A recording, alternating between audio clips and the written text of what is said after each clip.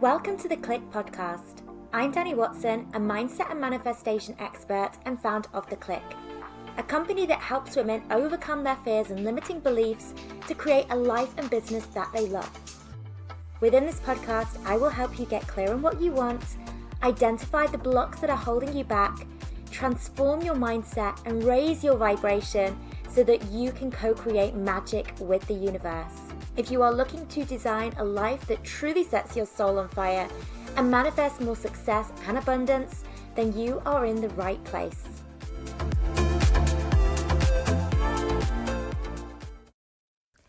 Hello ladies, it is so good to be here recording this episode for you because it's something that I get asked quite a lot about, and that is, how do you actually prioritize self-care? How do you make it a part of your life so it becomes your new normal? It becomes this thing that you do habitually rather than it becoming something of an afterthought. So this is something that I've got pretty good at over the last few years, in that I've got very, very good at making myself a priority, making myself feeling good a priority, prioritizing self-care. But I completely understand how it can be when self-care is something that you put off, or you tell yourself, I don't have the time for this, I'm too busy for this, there's other things that are more important, and it just becomes something that gets pushed to the back of your to-do list. And so this was definitely my story a while ago, where I knew the things that made me feel good. I knew that, doing a morning routine would make me feel good. I knew that having a long bath makes me feel good. I know that meditating and yoga makes me feel good. Yet it seemed like all of the other commitments that I had going on in my life would take priority. And as soon as my schedule got too packed, it was always the self-care that was dropped first. Okay, so I completely understand if you are in that position now where it does seem to be that whenever you drop something from your to-do list, it's the things that actually make you feel good that are the first to go. However, we need to remember that what we manifest and what we call into our lives is a product of how we are being versus what we are doing. Okay, and so often we prioritize the doing, the working harder, the struggle. Yet those aren't necessarily the things that are going to get us to where we want to be. It's who we are being that is most important. It's our energetic alignment. Okay, and it's self-care that keeps us in that high vibration that aligns us with our goals. Okay, so you can't attract more love, more abundance, more success, more opportunity. You can't attract these amazing things from a place of feeling bad, from a place of feeling exhausted, feeling drained. You can't create more from a place of not enough. Okay, so if you're neglecting yourself, if you're neglecting your own well-being, your own self-care, maybe this is not things like not sleeping right, not eating properly, not exercising, not resting, not nourishing yourself, you're really going to find that getting to where you want to be is going to require a lot of effort. You're going to have to do a lot more to get there. Whereas if you focus on who you're being first and making that self-care a priority, you will find that getting to where you want to be, manifesting your goals, becomes far more effortless. And I've seen this play out so frequently in my own life, where I've really prioritized myself and just relaxing and, making myself feel good, and things have come into my life much more easily. So how do we prioritize self-care then so that we make it a non-negotiable, especially, when we have got a busy schedule? Okay, so let me dive into some of the things that I think are important. And the first thing, goes without saying, is really about your worthiness, recognizing your worth and recognizing that you are worthy of receiving without needing to constantly be doing. Okay, so I think one of the reasons why a lot of women struggle to prioritize self-care and actually just take a step off the pedal and slow down and really relax and really nourish themselves is because they are stuck in this belief that in order for me to be validated, in order for me to receive love or acceptance, I have to be doing. And this is often because of how we've been conditioned, right? How we've been programmed at the subconscious level, often from an early childhood, where, we're taught, especially in the Western world, is that the more you do, the more you're worth. This is something that is ingrained in us from a very, very young age. So, as children, we're praised for working hard. We're praised for doing things. It's not very often that as a child, we're just praised for taking time out and just relaxing. We're constantly told, work hard. And, if you work hard at school, you'll get a good job when you get older. So this sort of message is really drilled into us from an early age. And what that translates into in our adult life is that I am not worthy unless I am working. In order for me to receive, I have to be doing. It's no wonder then we really struggle to take a foot off the pedal and just slow down and relax. Now, it's also worth remembering here that as children, we just absorb whatever we are experiencing around us. So if you see a mother who really struggles to prioritize herself and really put herself and her own self-care first, what message is that sending to you as well? We often just mimic and reflect whatever we're seeing from our parents or whoever it is that raises us. And so, a struggle from a mother who finds, difficult to prioritize herself can often be reflected in the habits of her daughter or even her sons. Okay, so often we're sort of taught these things. And just as this behavior is learned, we can equally unlearn it as well.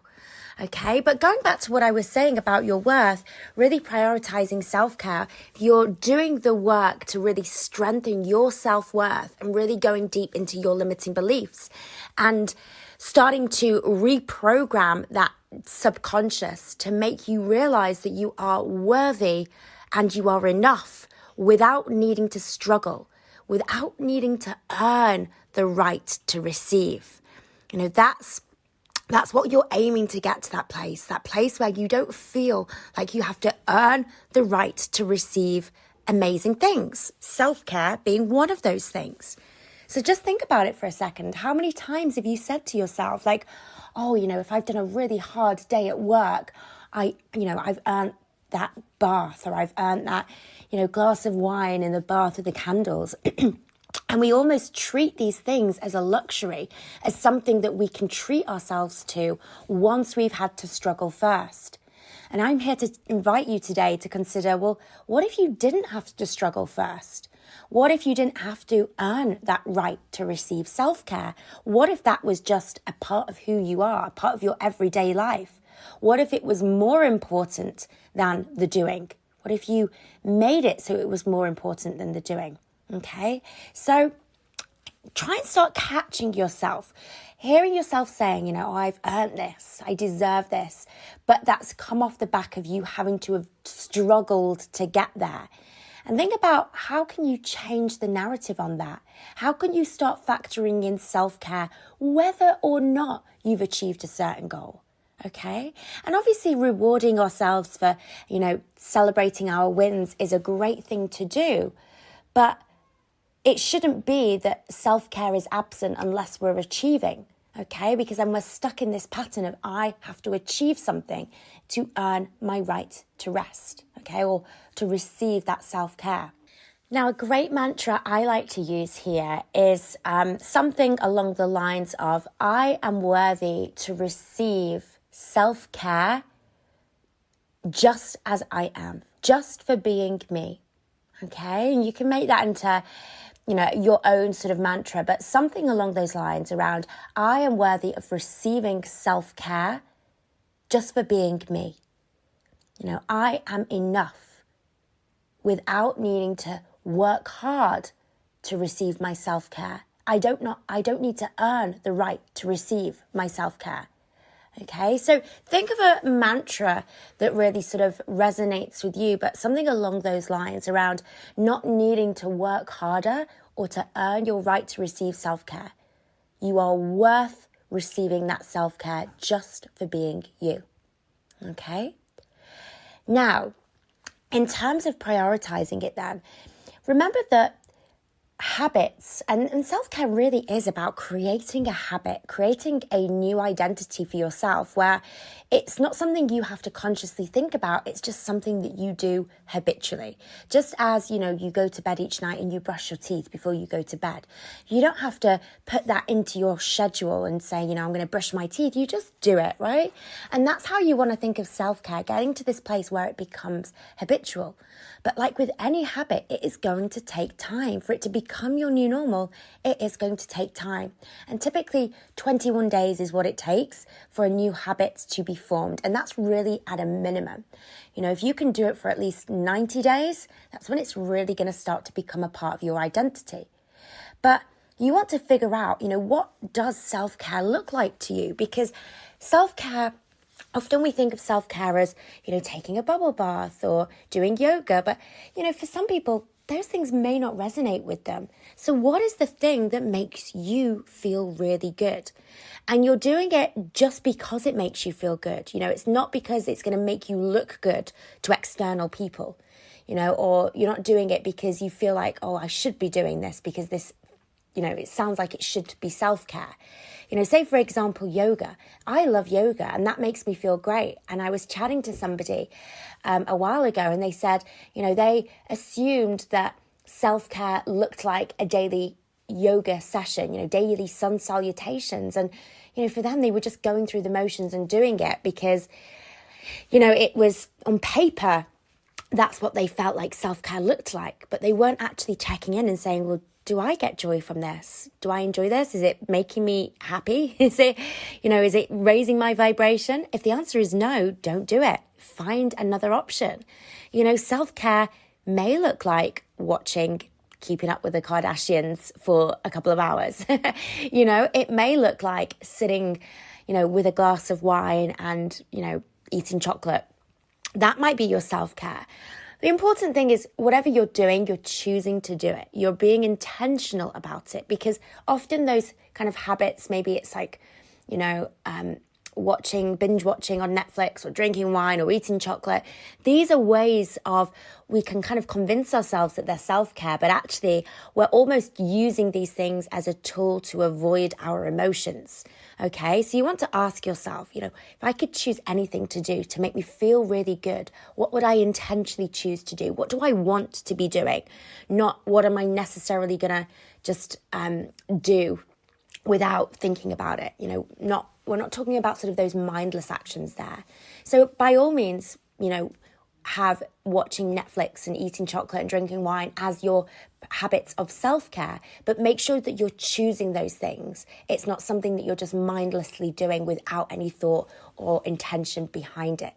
Okay, but think about whatever it is that feels good for you. So, it might be walking out in nature. It might be, just taking your shoes and socks off and just planting your feet on the ground and really having that grounding experience. It may be running a bubble bath, but again, it's got to be your choice. It can't just be based on what other people are doing for their own self-care. And as I said, it has to become a habit. It has to become habitually who you are so that you're not even thinking about it.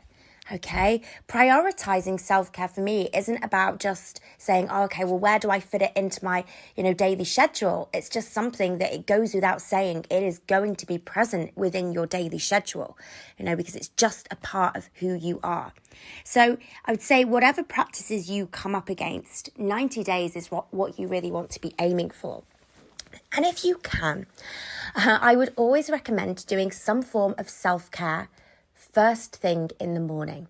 And the reason for this is because we have this thing called decision fatigue, in that over the course of the day, if we've got lots and lots of decisions to make, by the end of the day, we're so exhausted with having to make decisions that we often make the wrong decisions.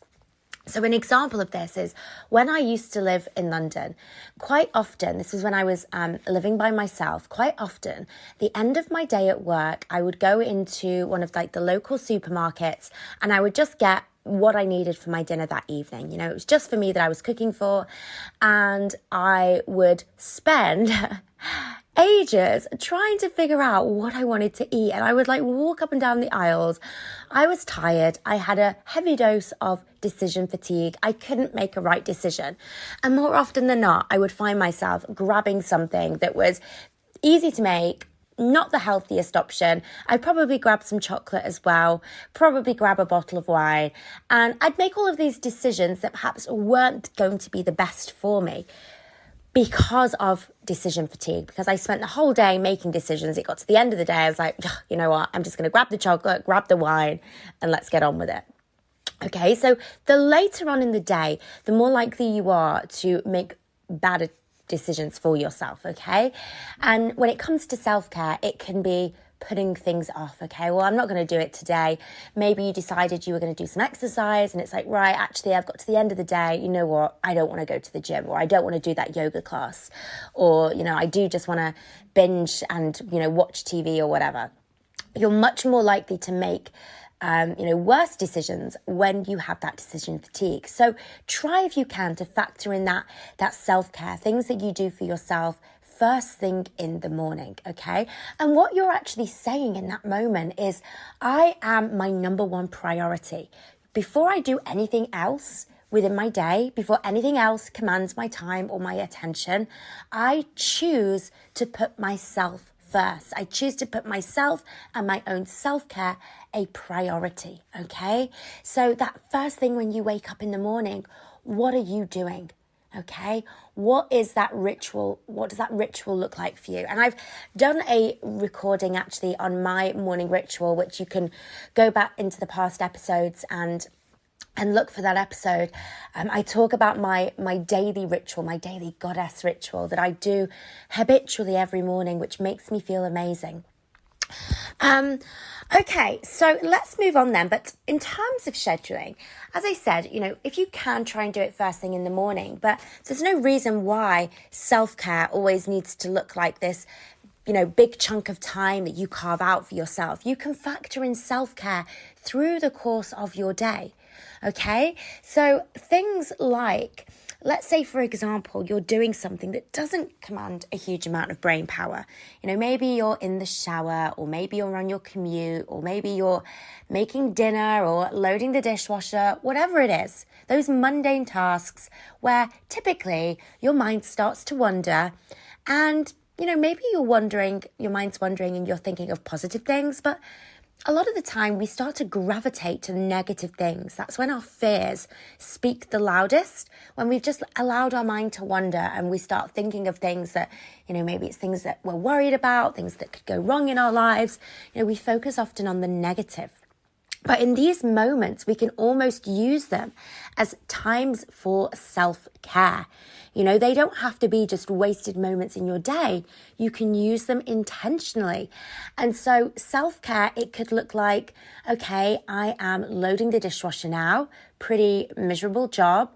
But whilst I do this, it's going to take me 3 minutes. I'm going to spend those 3 minutes thinking about the dream house that I want to manifest, or my soulmate that is going to come into my life, you know, or the business successes I want to have. I'm going to spend those 3 minutes being really intentional with my thoughts. And that is an act of self-care, right? Because it's going to make you feel good rather than just letting your mind run away with itself and perhaps gravitate to something negative. You're being really focused on what you're giving your attention to.